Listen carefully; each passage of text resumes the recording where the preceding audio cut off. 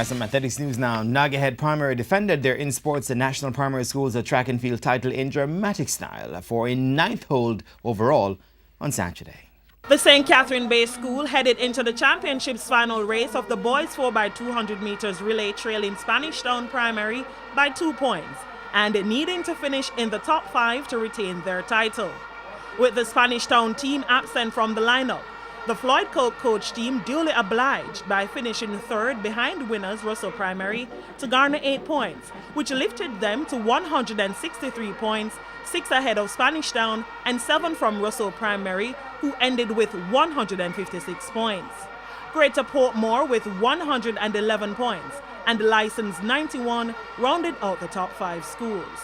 Coke, who has been at the helm of Nagahead's success over the years, believes this is one of the best and most exciting.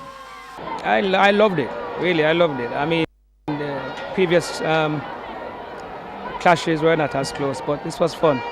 But our team was always confident because we do our homework and we do a lot of data